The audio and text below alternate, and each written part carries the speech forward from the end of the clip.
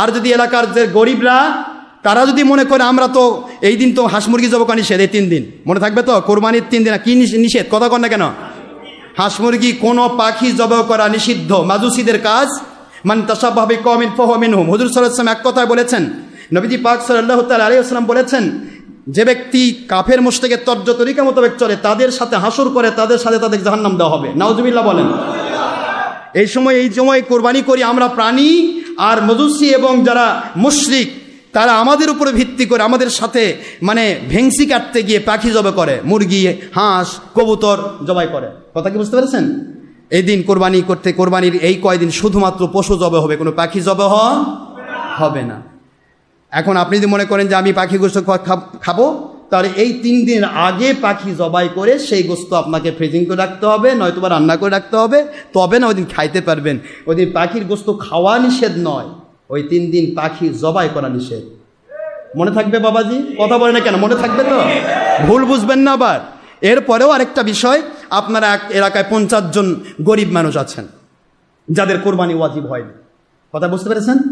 আবার কোরবানি ওয়াজিব করবো তা তো বলে বুঝে দেয়, জানেন তো, 7.5 ভরি পরিমাণ স্বর্ণ অথবা 52 ভরি পরিমাণ রৌপ্য, এই পরিমাণ অর্থ টাকা পয়সার মালিক যে ব্যক্তি এই ঈদুল আজহার 3 দিন 10, 11, 12 এই 3 দিন জিলহজের এই 3টা দিন যদি এই পরিমাণ টাকার মালিক হয়, উদ্বৃত্ত টাকার মালিক, ওই ব্যক্তির উপরে কুরবানি ওয়াজিব।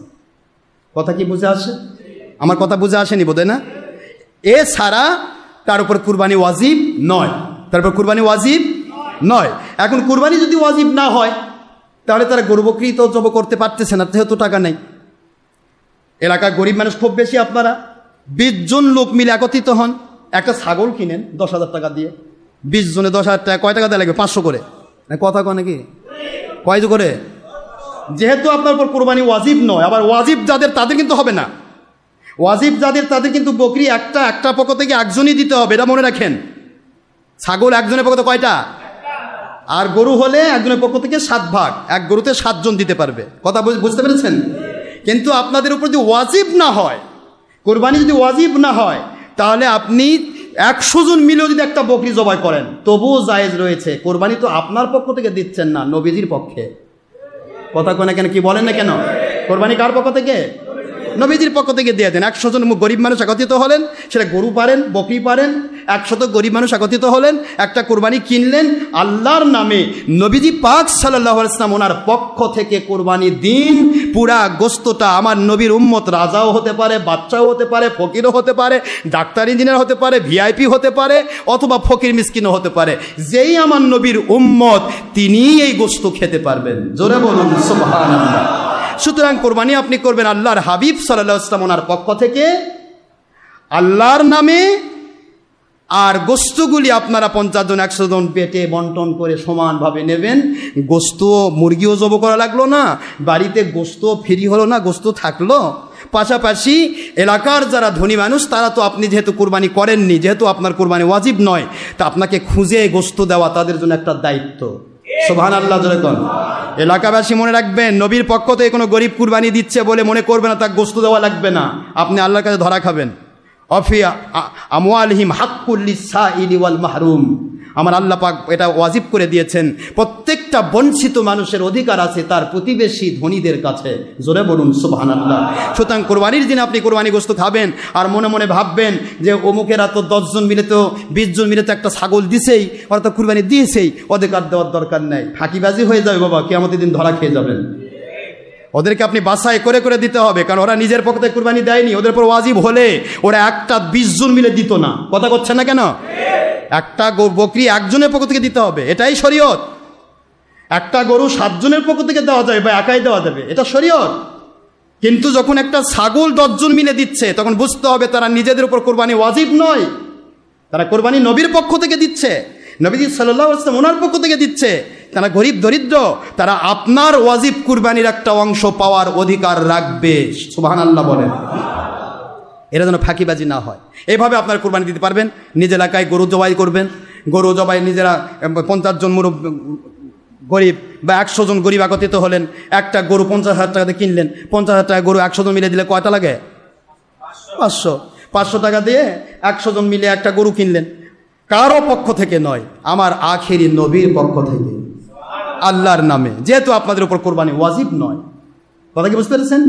এই যে কুরবানিটা করলেন, আমার নবীজির পক্ষ থেকে কুরবানি করা মানে ওয়াজিব নয় আপনার, তবুও কুরবানি ওয়াজিব হয়ে গেছে। এর প্রত্যেকটা কপি বাই কপি, ফটোকপির মতো প্রত্যেকের নামে গরু কুরবানির সওয়াব হবে। জোরে বলেন না সুবহানাল্লাহ। ফজিলত আল্লাহ পাক আমাদের সবাইকে আল্লাহ সন্তুষ্টি পায় কবুল করুন। সুন্নাহকে কখনোই আমার নবীর মহব্বতকে লেগলেন্সি করবেন না বাবা। হুজুর বলেছেন, মান আহবা সুন্নতি ফাকাত আহবানি ওমান আহবানি কানা মাই ফিল জান্নাহ। যে ব্যক্তি আমার সুন্নতকে পছন্দ করে ভালোবাসে, সে ব্যক্তি আমাকে ভালোবাসে, আর যে আমাকে ভালোবাসলো সে আমার সাথেই জান্নাতে থাকবে। সুবহানাল্লাহ বলবেন না? আর হুজুর বলেছেন, আকাইদে নাসফি সহ সকল কিতাবে আকাইদে এক জায়গায় করা হয়েছে হুজুরের কথা, ইহানাতুস সুন্নতে কুফরুন। কোন সুন্নতকে যদি কেউ ইচ্ছা করে অ্যাভয়েড করে, ইহানত করে, তুচ্ছ তাচ্ছিল্য করে, অস্বীকার করে, সে ব্যক্তি সঙ্গে সঙ্গে কাফির হয়, তার ইবাদত বাতিল হয়ে যায়, তার স্ত্রী তালাক হয়ে যায়। নাউজুবিল্লাহ বলবেন না জোরে?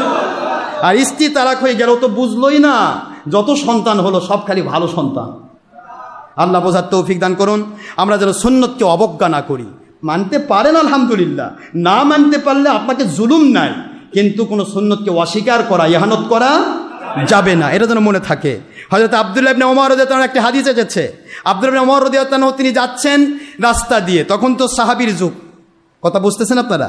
আব্দুল্লাহ ইবনে ওমর রাদিয়াল্লাহু ছেলে, তার অনেকগুলি তাবেঈ, হাজার হাজার তাবেঈ তার মুরিদ ভক্ত। সুবহানাল্লাহ বলেন। তাবেঈদেরকে নিয়ে তিনি চলছেন, এক জায়গাতে গিয়ে তিনি আস্তে করে মাথাটা একটু বাঁকা করে দিলেন। কি করে দিলেন বাবা? বাঁকা করে দিলেন। বাড়িতে যাওয়ার পর আস্তে আস্তে আস্তে আস্তে আল্লাহর নবীর সাহাবী আব্দুল্লাহ ইবনে ওমর রাদিয়াল্লাহু তাআলা আনহুর কাছে বলা হয়, ও আল্লাহর নবীর সাহাবী, আপনার খেদমতে বলতে চাই,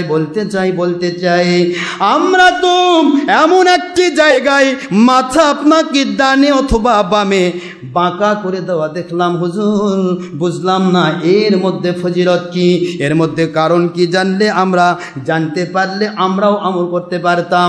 আল্লাহর নবীর সাহাবী আব্দুল্লাহ ইবনে ওমর রাদিয়াল্লাহু তাআলা তিনি বলতেছিলেন, ও নবীর সাহাবায়ে কেরামদের অনুসারী তাবেঈরা, শুনে নিন, এই রাস্তা দিয়া আমার আখেরি নবীজির সাথে আমি হেঁটে হেঁটে যাচ্ছিলাম। আমার নবীর সাথে হেঁটে হেঁটে হেঁটে হেঁটে আমরা অনেক সাহাবী এই রাস্তা দিয়ে যাচ্ছিলাম।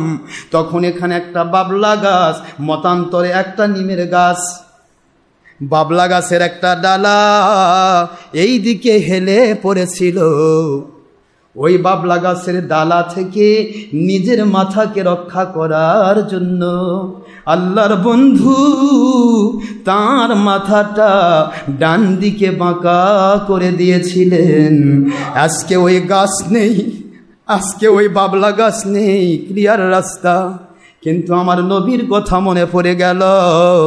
আমার নবীজি এই জায়গায় কারণেই মাথা নত নয়, মাথাটা বেঁকা করেছিলেন। আজকে আমার আখের নবীর মান তামাসসাকা বিসুন্নাতি ইনদা ফাসাদি উম্মতি ফালাহু আজরু মিয়াতি শাহীদিন আও কামা ক্বালা রাসূলুল্লাহ সাল্লাল্লাহু আলাইহি ওয়াসাল্লাম। মিশকাত শরীফে 30 পৃষ্ঠা সহ অসংখ্য হাদিস রয়েছে। আল্লাহর হাবিব বলেন, ফিতনার সময়ে যারা সুন্নতের পাবন্দ হয়, ওটা সুন্নতে জায়দা হোক, সুন্নতে মুআক্কাদা হোক, ওই সুন্নতের বদলা 100 শহীদের মর্যাদা দান করা হবে। ও তাবেঈরা, আমার মুরিদ মুতাকিদ ভক্তরা, আজকে আমার নবীর সুন্নত আদায় করার জন্য আমার মাথাটা একটু বাঁকা করে দিলাম, যাতে আমার নবীর সুন্নতের ফজিলত থেকে আমি বঞ্চিত না হই। নবীজি পাক সাল্লাল্লাহু আলাইহি ওয়াসাল্লামের সুন্নাহর মর্যাদা দিতে হয় বাবাজি। পারেন না পারেন অসুবিধা নেই, কিন্তু অস্বীকার করবেন না। আল্লাহ আমাদের সবাইকে বোঝার তৌফিক দিন। ওমা আলাইনা ইল্লাল বালাগুল মুবিন। অনেক কষ্ট দিয়েছি। হাদা মা ইনদি মা ইয়ানফাদ ওয়া মা ইনদাল্লাহি ওয়া রাসূলিহি সাল্লাল্লাহু আলাইহি ওয়াসাল্লাম। সুবহানাকাল্লাহুম্মা ওয়া বিহামদিকা আশহাদু আল্লা